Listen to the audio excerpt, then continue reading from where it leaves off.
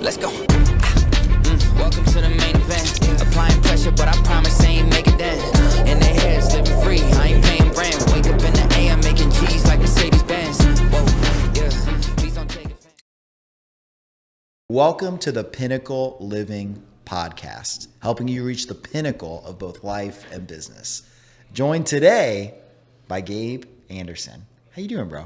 Dude, I'm doing amazing. Dude, I know you are. How are you? Dude, I'm doing pretty amazing myself. Dude, let's before we get into things, we both just got back with Joe, with Chris, a group from Pinnacle from Guadalajara, Mexico. Went to see the orphanage down there for the weekend. Dude, talk about that for a little bit. How was that trip for you? Dude, that trip was it was so impactful for me. Mm-hmm. I've heard you obviously talk about the orphanages previously. And obviously we were doing some stuff with them a few months ago. And when you're like, hey, we should take a trip down there, I was all for it. But to actually see the impact that you have on these orphanages and kind of what you're getting us involved in and, just being down there really just brought everything home.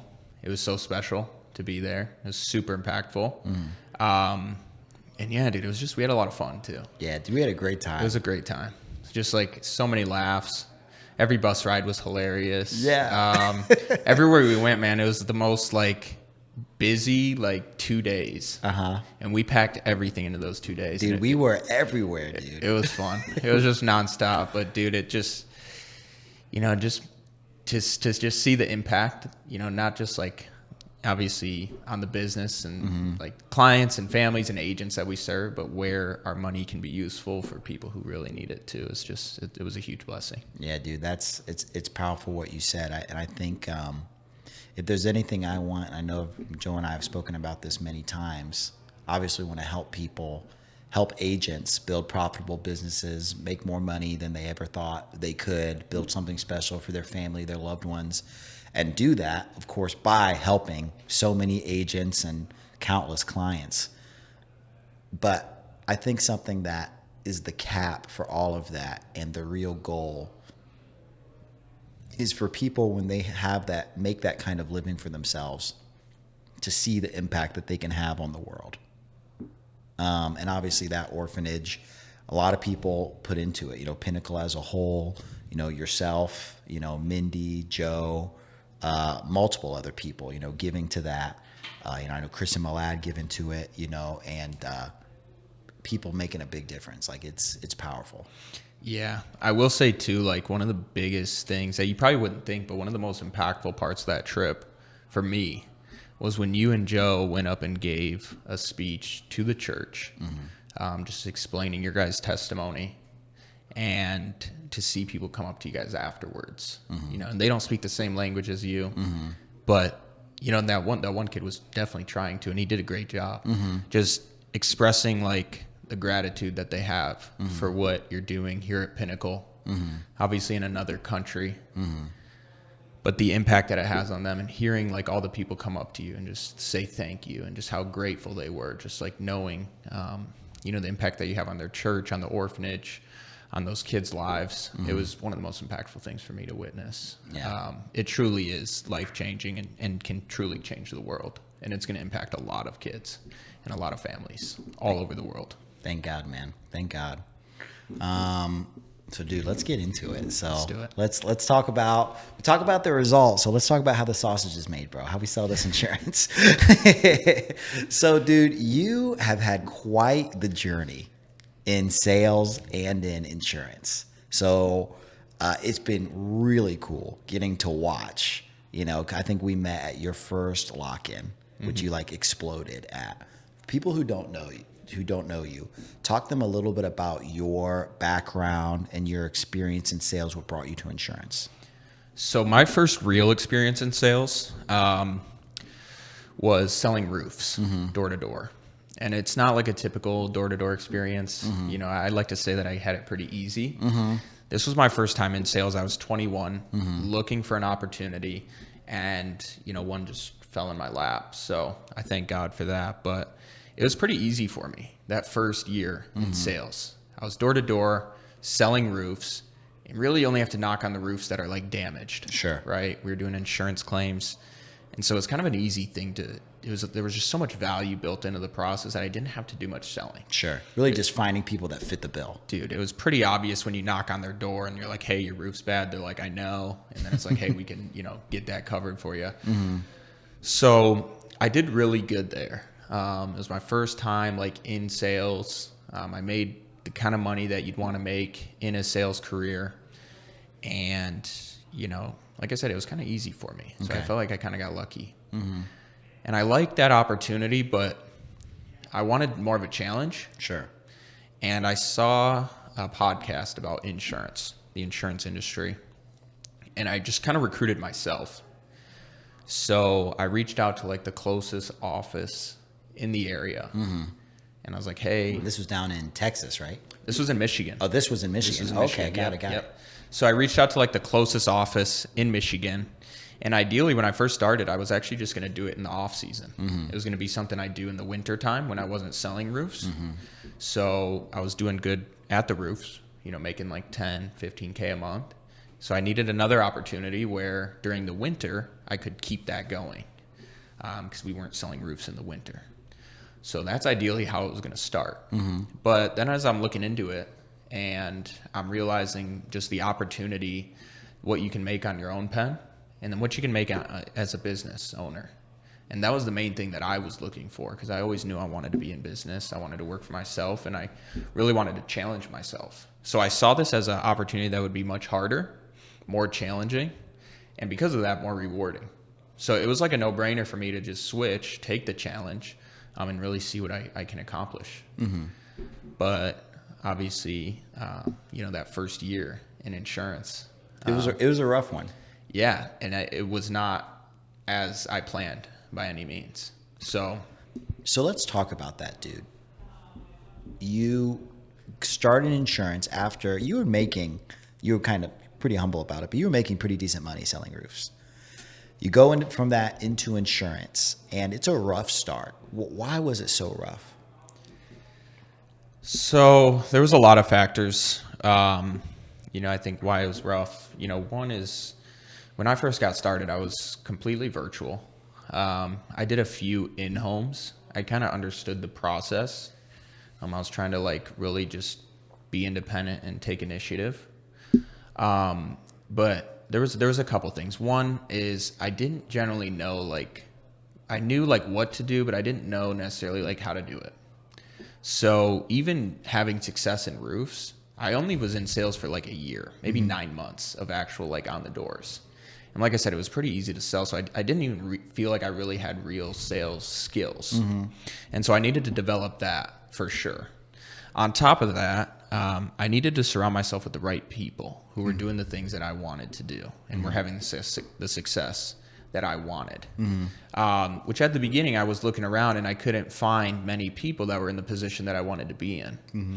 And so it was hard for me to have the motivation to do the things that they were telling me to do when it didn't really lead me to where I wanted to be. Mm-hmm. And so I kind of took it upon myself to reach out to all these people, figure out what they're doing, how they're doing it, watching YouTube, watching all these things, just kind of self-taught, mm-hmm. but without a true mentor, mm-hmm. And so it got to a point where I was trying to figure this out on my own. I kind of isolated myself.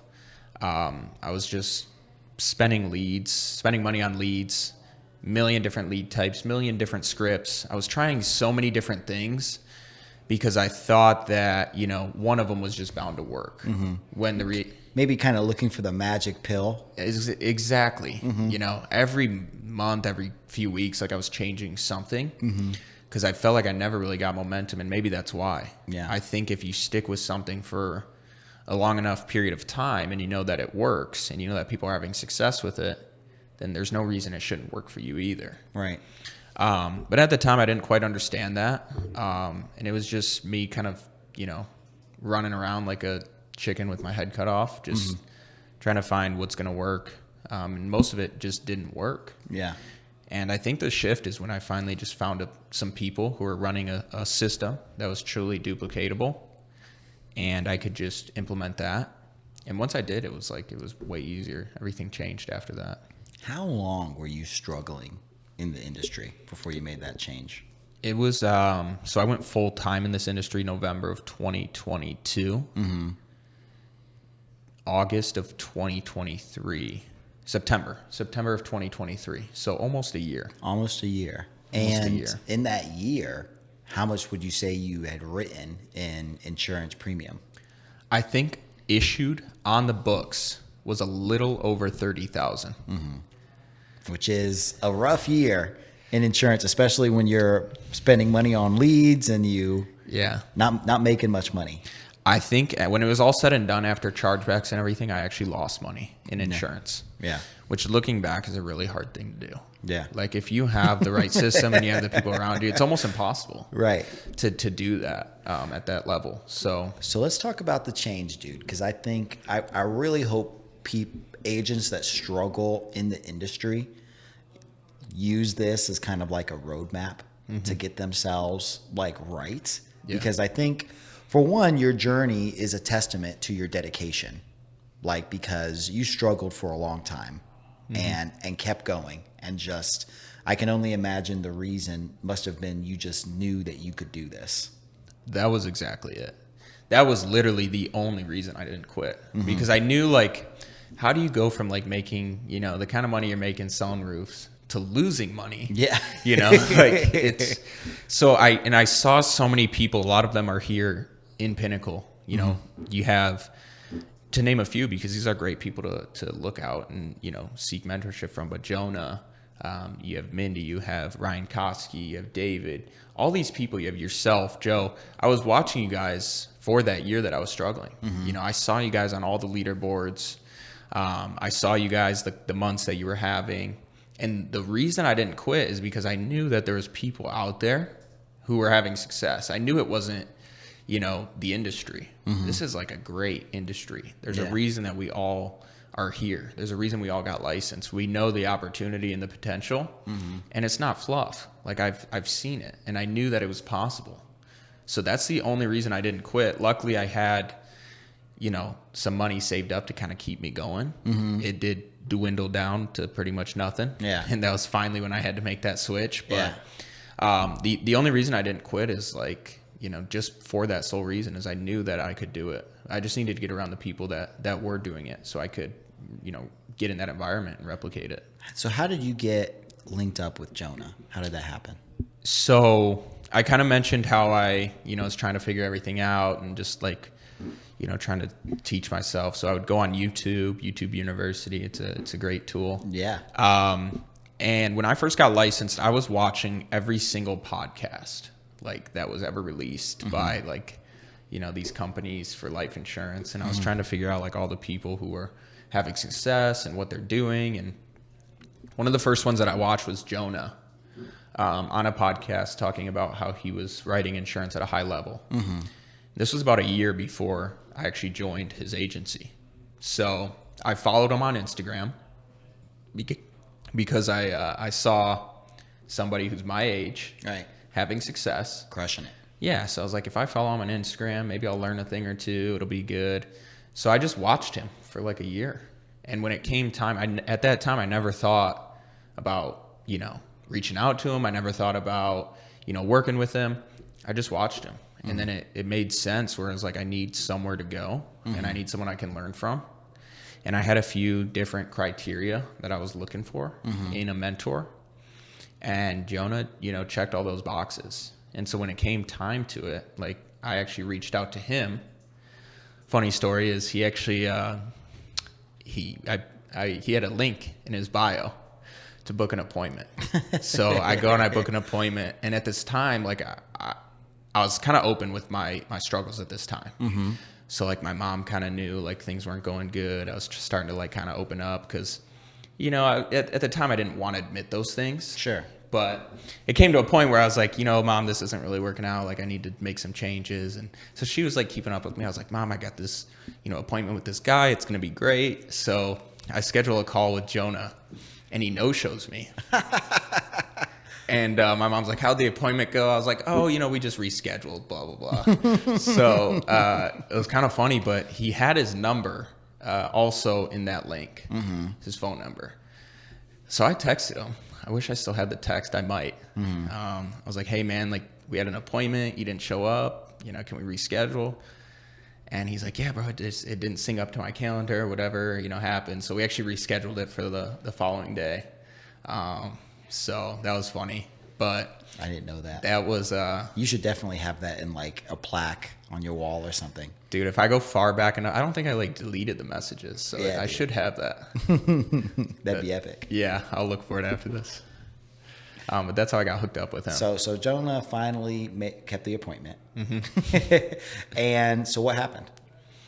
Like on that call? Yeah. So we get on the call and he's going through his, you know, spiel. Jonah's so dialed. So all his calls are the same. Same Right. thing with sales. You know, your calls are the same. So he's so dialed and he has a process and he opens up a few sentences and I just stopped him. And I was like, hey, bro, I've already been doing this. Like I'm already licensed. I'm already contracted. I've done this, and this. Like I was like, dude, I need someone to help me like get to this point. Like this is what I want. You know, I've seen you. I've seen what you do. So I kind of just, and then he was like, oh, okay, great, you know. So, and he was like, you know, we got guys moving here. You know, if you come to the office, you'll have more success. I was like, okay, yeah, I'll move there. So And at that time you were living in... I was living in Texas. I'm living in Texas. So you moved from Texas to Chicago.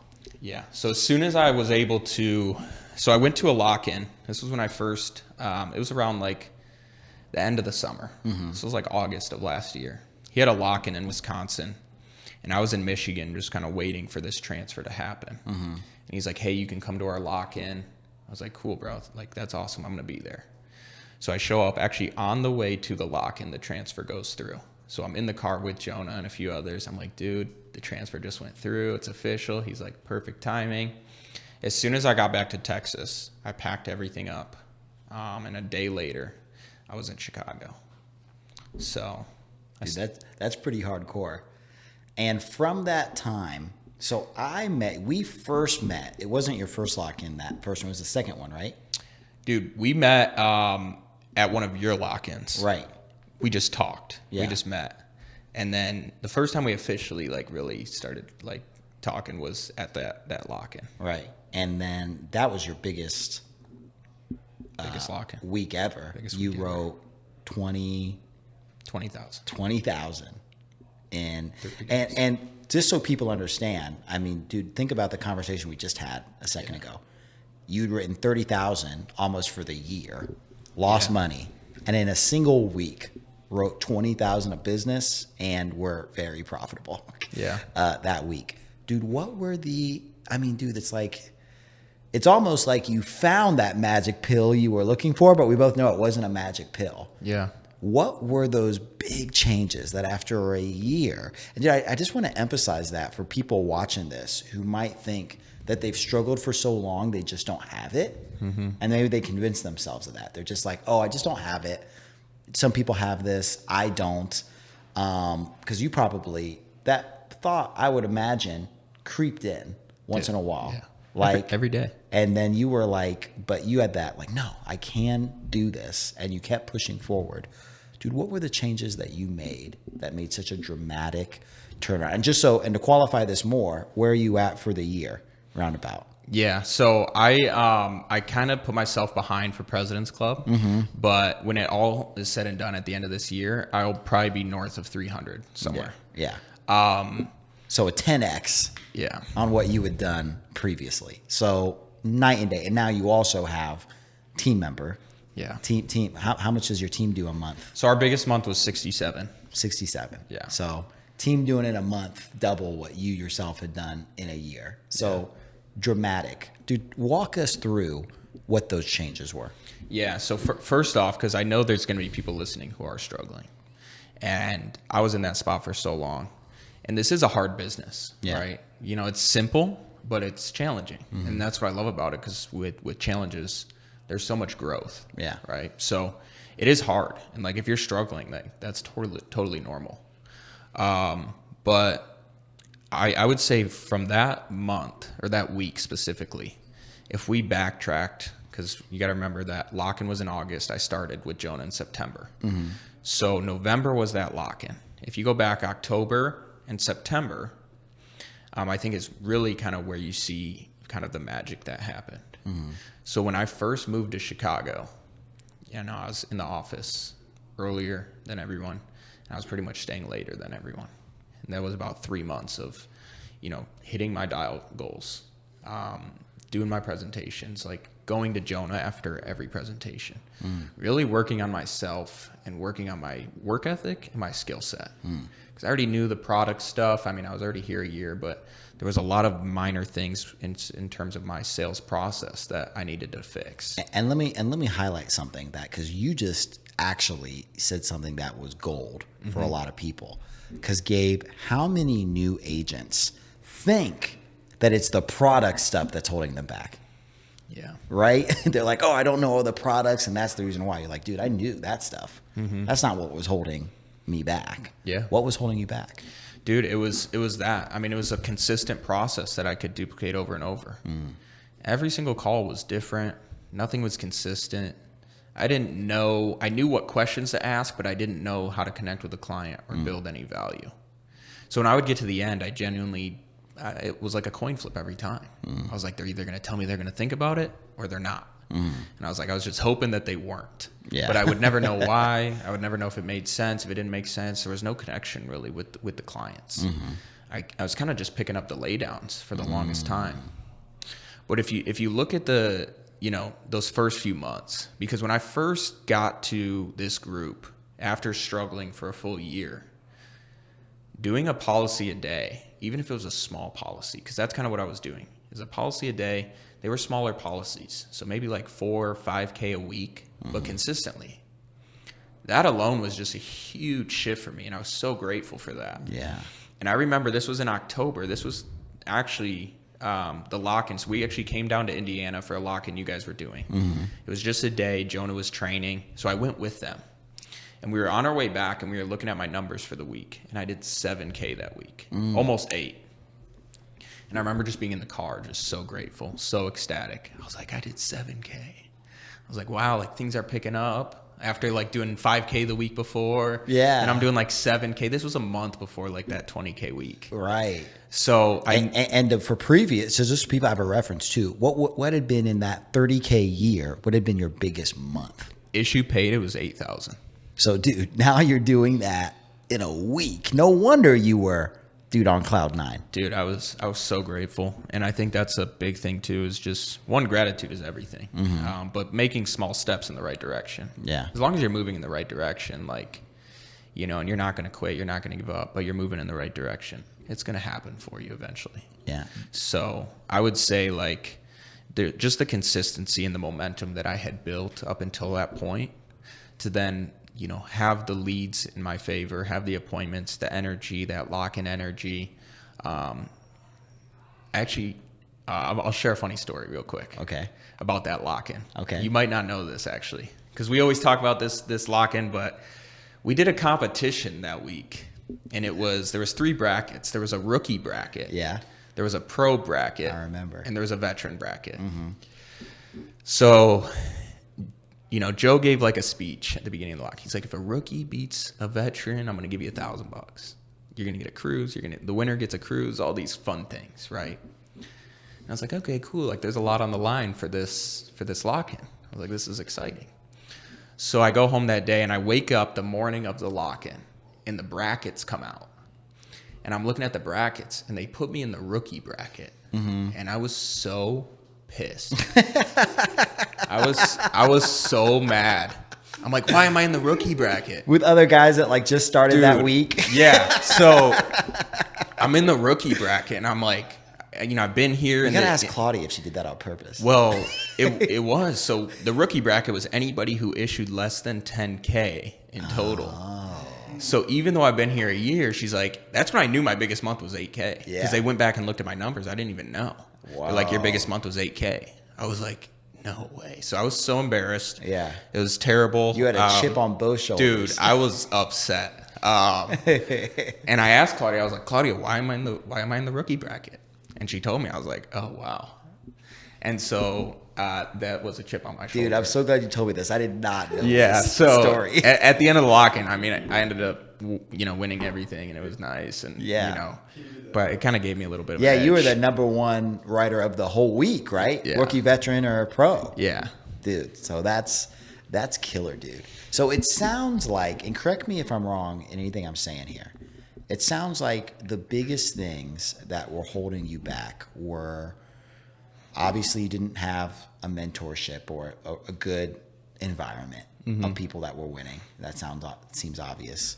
Secondly, you didn't have a system that you were doing every time. Everything you were I think that's a huge red flag too for agents watching this. Like if you're always changing up what you're doing, like no one can help. Even if you had a mentor, they wouldn't be able to help you. Because it's like, it's hard for me to identify what's going wrong. You have to do the same thing consistently. Did your leads change dramatically? Dude, my leads were actually the exact same. And the funny thing about the leads is, so at the time, I was running my own Facebook campaign. And you hear all this stuff about leads. You got to run your own ads. You got to do these. You got to do like all these different things that just confuses agents. Right. So at the time when I was struggling, I was like, dude, if I can just run my own leads, I'm going to be great. I'm going to be profitable. These are the leads that are going to be the magic pill. I thought if I ran my own leads, I would just be better at selling, which wasn't the case. But when I came over to this with Jonah, I stayed running those leads. I was like one of the only ones who was not doing aged mail. Where I came from, I was told that anything over 3 months was like not good. So it took me like 3 times where I was like, hey, Jonah, I want to hit this number. I want to make this much in commission. I want to do this. He goes, hey, hit up these people and buy these aged mail leads. Everyone's running them. It took me 3 times where he's told me that. I would go into his office. He'd be like, buy these aged mail leads. 3 times. On the 3rd time, I bought leads that were a year to 2 years old, which at the time I was under the assumption that these were not good leads, which what even is a good lead, Right. you know? So I was running a mix of my Facebook leads that were like a year to 2 years old. I text blasted them. And then I was running age leads a year to 2 years old. And I remember the first time I bought age leads, I closed the 5th person, and that alone made the money back, and I still had 400 leads to run through. Wow. And That how is that feeling? dude, that was like a light bulb. It just shifted. I was like, what was I doing?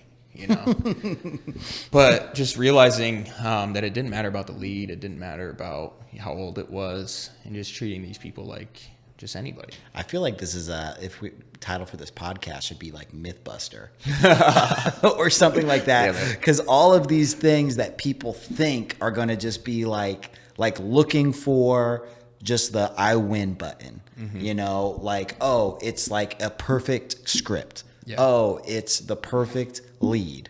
Oh, it's, you know, it's something that is just going to transform the whole thing. Yeah. And we're really kind of busting through all of that because it sounds like, and add anything you want to here, but dude, it sounds like you just getting around the environment, getting a process that you're going to stick to, reaching out to a mentor that was helping you, and then just doubling down. Because you were, and I remember Jonah and Claudia telling me, like, dude, Gabe is the first one in the office. He's the last one to leave. So it's not like you found a way to make it easier, but you found a way to do it and to do it on a high level. So it sounds like all the stuff that you were really missing wasn't super complicated, but you just needed help sticking to it. Yeah, exactly. And I'm actually really excited now. I was thinking about this the other day. You know, you're going to have people on this podcast right now who are basically in that position that I was last year. Because I see some of the guys at the office now who are just getting started, and, you know, they're staying till like 9 p.m. at night. I'm like, oh, wow, these guys are like, you know, they're doing it. And it's like funny because, you know, I was in that same position. But seeing the success they're having, even just like a deal a day. And it's like, okay, I'm starting to see that pattern where you're going to see these agents really take off. But they're replicating a system that's already been built. Like, it's nothing crazy. So I would say the biggest thing for me has always been environment. Yeah. Getting around those people. And I believe I'm a product of my environment. I wish I was always just on point and could just like create the environment that I want. But I've noticed that, when I'm around people who are producing less, I'll produce less. I notice like if I'm hanging around people who maybe aren't as disciplined, aren't as consistent, I'll let myself slip. So the easiest thing for me has always been get around the people who are disciplined, get around the people who are performing at a high level, and I'll simply, advance and develop from there. So the environment was always the first thing. That's why I was able to move from Texas to Chicago without questioning. That alone changed so much. Dude, and let's speak to that real quick, because I think for a lot of young single people, especially young single men, dude, I think that is the move. Like, I wish, we see it a lot, and I wish I saw it more, because, dude, how many people go off to college for 2, 3, 4 years? They leave family, they leave home, they leave friends, enter a new environment to get in debt and get a degree for something they might not even pursue later, or might not even finish. Like, how much sense it makes to go to a place where, dude, you came here to make money and you started making money almost right away. Yeah. And you're probably not going to be here forever. But, dude, when you leave, the education that you got, it's not like you even leave with a debt for it. Dude, you made money to get this education, which is wild. Yeah. Dude, there's so much I learned even outside of insurance, just getting around people who are having so much success, to have them pour into you. You're going to learn way more than just the skills to sell insurance. You're going to learn about confidence. You're going to learn about discipline. You're going to learn about things that will generally help you make money regardless of where you go. Having friends like Jonah and being here, help me, get to know you more. You're just 30 minutes away.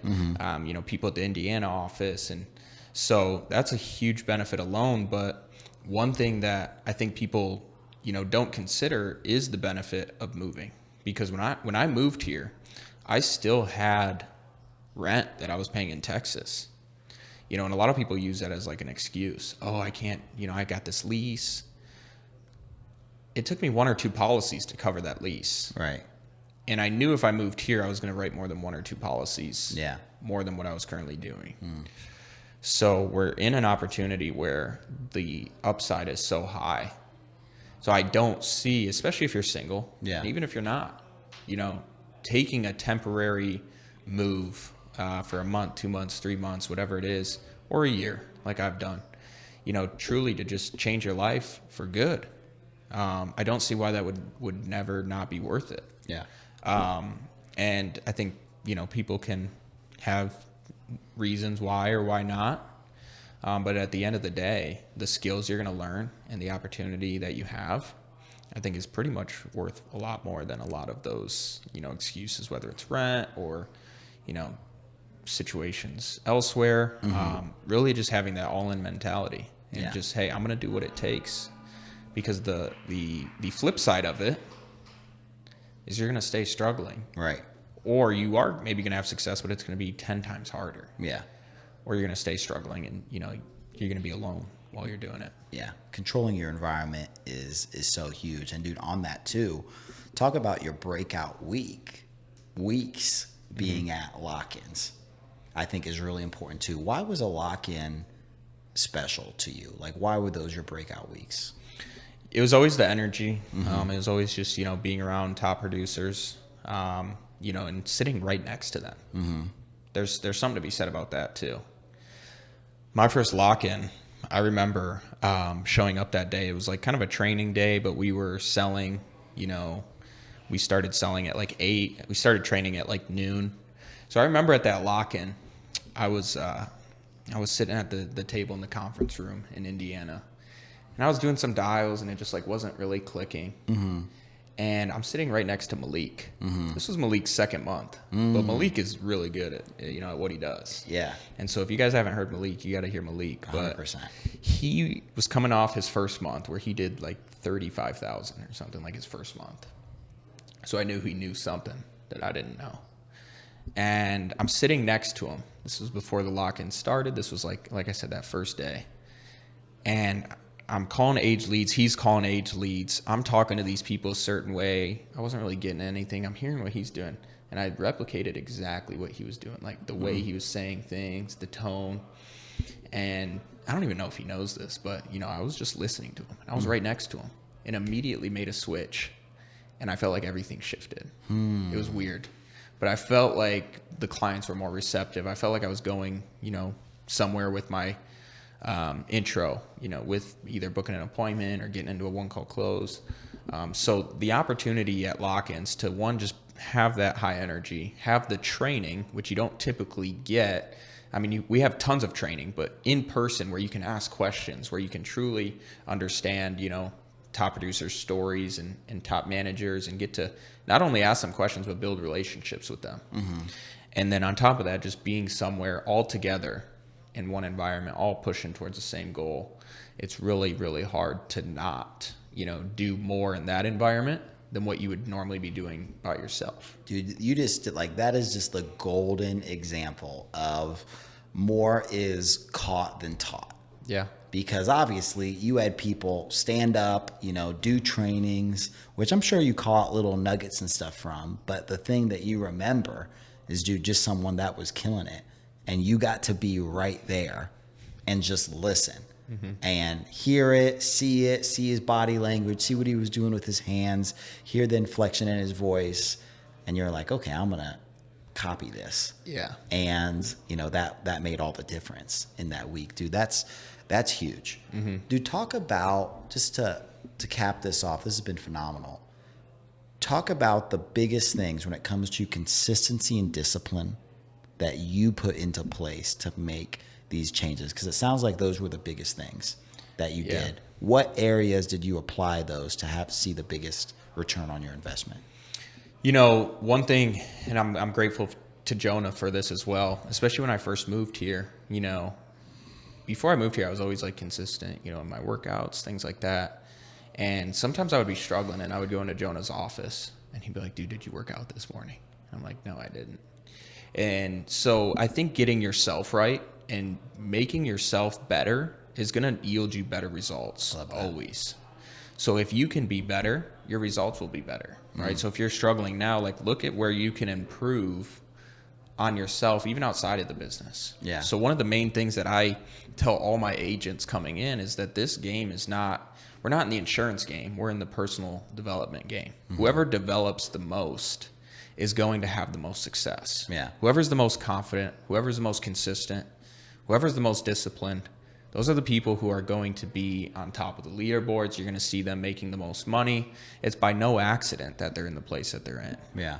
So I tell that to all my agents and myself as well. When I notice that my results aren't where I want them to be, the first place I look is not always in my sales process. It's, hey, what time did you get up this morning? What kind of mentality do you have to start the day? What kind of attitude are you bringing?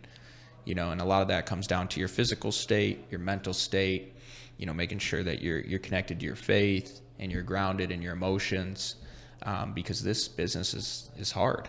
Yeah. So you need to be that person that, can withstand everything that this business is going to throw at you. Dude, you just reminded me of when this really clicked for me, exactly what you're talking about. Never forget, I think the first person I recruited into this business, great friend of mine for over a decade, Sean Barnes, who's still killing it. He just had this transformation overnight in his sales after it was a year and a half. And he went from doing 20, 25K months to 30, 40K months consistently. And I just called him up one day. I was like, dude, you are crushing it lately. What did you do? Are you buying more leads? Are you working harder? And he's like, bro, you know what the funny thing is? All I'm doing different is I'm eating better and I'm getting better sleep and I'm waking up and reading my Bible and praying. And when I'm at work, I'm being more intentional. And when I'm home with my family, I'm being more intentional on that. He's like, dude, I'm just a better person. Yeah. And that has just transformed my business. That's exactly what you're describing. And I think not just in insurance, but dude, why a lot of entrepreneurs struggle.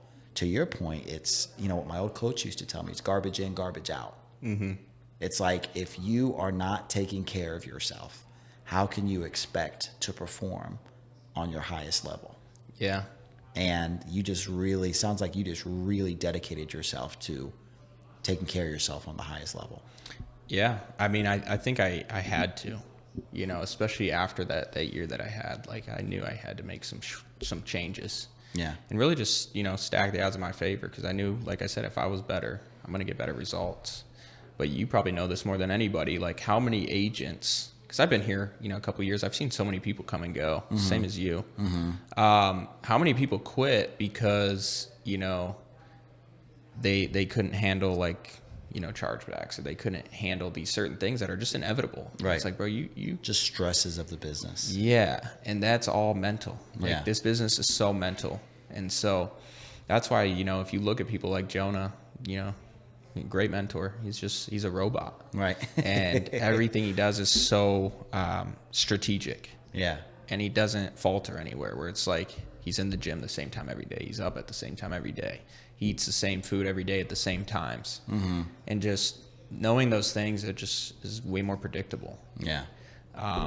And so he's been, you know, someone I'm trying to replicate in that area as well. And I don't always do the best at it, but way better than where I was. Well, I think that's what it is too. And I think, dude, I'm so glad that you said that, because I think most people, especially most men that I've known, have an all or nothing mentality. To where it's like, if they can't have everything that they want and can't see all the improvement that they want, it's like, oh, well, I failed. Yeah. But dude, look at the incredible transformation like you've seen in just a year's time. Like, dude, it's awesome. Like, honestly. Yeah. Like, dude, 10xing your production, building this team who, you know, I know that feels great seeing these guys come in and do well and start to build. And now being able to give what you've got received and give it to them. Like, dude, like, and if let's say you made a 25% change, like, dude, well, that's only going to keep getting better. Yeah. The more you improve. Yeah. So, dude, I love it. I will say this too. I want to add this because I've been thinking about this more and more recently, especially with the type of people that I'm trying to attract into our agency. I tell all the new guys as well, because insurance is such an awesome industry. You know, the effects that, you know, you can have on, you know, your income, your life, all that, just in a short amount of time. But what I'm trying to explain to these guys is, you know, you're going to make money that's going to be good, but who you become and, you know, the skills that you inherit are going to be far more worth than anything you're going to get paid. It's actually probably going to be like a correlation. But I say the longer, I'm trying to get them to view this in a longer term perspective, because with insurance, the longer you're in it, it's like the more rewarding it gets. Right. And I think a lot of people, they don't stick around long enough to see that. And so Yeah. I'm trying to shift that to, hey, you know, if you guys are here for a year, 2 years, 3 years, imagine what you can do. You've seen what you can do in the first 3 months. You've seen what you can do in the first 6 months. But that's like the hardest part. And you've already gone through it. So imagine what you can do a year from now, 2 years from now. Imagine you're here for 3 years and you keep on that same path that you're on and you keep developing. Like, there's no way that you're not going to just be at just an amazing spot, not Yeah. only in your business, but just outside of it as well, if you keep doing those things. Yeah. And knowing that makes the day-to-day easier. Yeah. Because it's like, I can go through all these tough things today. I can get a chargeback. I can have this happen, all these negative things. But when I look out, I'm like, dude, 2-3 years from now, if I just keep doing what I'm supposed to be doing, there's no way that these problems, these daily issues, are not just so minuscule. Yeah. Well, it's consistent improvement, right? Yeah. It's just that day after day. I mean, dude, you've shown it in 2 years. Like, the level of struggle you went through and just that dedication to, like, dude, I know I can do more. I know I can do better. That improvement. Dude, if you just keep applying that, the compound effect is crazy. Like, imagine you keep 10xing your income. Yeah. Like, is a wild idea. That's the goal. So this has been phenomenal, dude. This has really been a roadmap for people. I think whenever anyone watching this, when maybe you go through a hard time in this industry, you know somebody, dude, show them this, because this is not only encouragement, it's also like practical things you can follow to change and like put the mirror on yourself and take a look. Dude, last thing, a shout out I'd love for you to give is, like, let's say you're talking to that agent. Maybe this is Gabe a year ago. Yeah. And you want to give him what he needs just to, like, to start making these consistent changes to really transform that situation. What are you going to tell him? one thing I wish I would have told myself is, you know, a lot of times when you're going through things, you know what you need to do, but sometimes they're hard to, like, they're tough decisions that need to be made. Like maybe you're in a toxic relationship and you know you guys need to split off, but it's hard to like get rid of something that's been, you know, there for a while. That was me, you know, in this business. It was like I knew I needed to get around these people. I knew that what I was doing wasn't working. And I should have done it a lot sooner. So I would say, you know, to someone who's maybe like struggling, like what you're doing is not working. You have to make the switch like immediately. Yeah. That's what I would have told myself. And I'd also say, and I knew this from the beginning, when I came here, there were so many things that I did in my life, whether it was like sports, going to college, which I don't know why I did that anyways, but, you know, starting like a new job. There was all these things that, you know, I would do, maybe a new place to live. I never really stuck it out when things would get hard. I'd always like kind of quit when things like I wanted to be a professional hockey player. As soon as it got tough, when I moved to Canada, tried to pursue that dream, as soon as it got really tough, I just quit. And so I knew going into insurance, I knew the opportunity. And I said, no matter what happens, I'm not quitting. And ironically, man, like every bad thing happened. And like I had so many reasons to quit. And most people probably would not have gone through a lot of that stuff, just, you know, being honest. So making that decision, like you're here to stay, you know, it works. You've seen it work with so many people. So I would say one is like make the changes you need to make and get around the people you need to get around. But number two is if you're here to make this work, then make it work. Like there's no plan B. Yeah. Which sounds like, you know, kind of scary, but it's not. Like if you're here to stick it out and you know it works, it's going to happen. You're going to do the right things. You're going to get around the right people who have the right answers for you, and it's going to work out. So many people have made it work. There's no reason that you can't.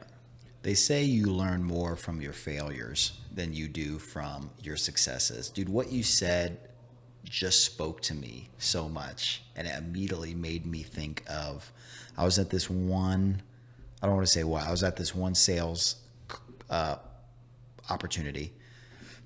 Let me start that over. I was at this door-to-door sales position selling cable services, and I was really up and down in that. And I remember, I don't know, dude, like I just let the bad circumstances get to me, and it was getting too hard, and I wasn't willing to do the work that I kind of knew that I kind of knew what I needed to do, but I wasn't willing to do it. And I just gave up. And I'll never forget my boss, Mike, this good guy. He was determined to teach me a lesson, and I called him to quit. And he's like, "You want to quit?" He's like, "But Gabe, like, you know, you can do this." And I was like, I just don't think it's right for me, yada, yada, yada. He's like, "Well, I'll tell you what. If you tell me that you know you gave 100% and it didn't work out, you can quit." And I was like, "Okay." He's like, "You got to say it." I was like, oh man. I was like, I mean, I gave 100% and I couldn't make it. And we both knew, he knew and I knew that I was lying. Yeah. I knew I hadn't given 100%. Sorry. And I remember, like, that stuck with me for years. That was probably 8 years ago. That is hilarious. that happened. But when I struggled in this business, that memory, that thought of the Gabe that gave up, that quit when it got hard, the thought of that guy like disgusted me. Yeah. I was like, can't be me again. It can't be me again. And I pulled from that disgust of the person I was in that moment to change myself into the person I wanted to be. And you made me think of that just then.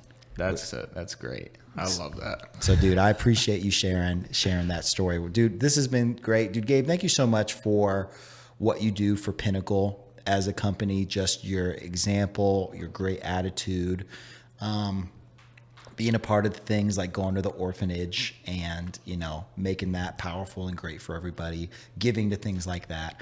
We really appreciate you, dude, and I can't wait to see what you do. Bro, appreciate you. This has been a huge blessing. Thank you. God bless everybody. Have a great rest of your day. We'll see you at the Pinnacle. Whoa, yeah. Please don't take offense.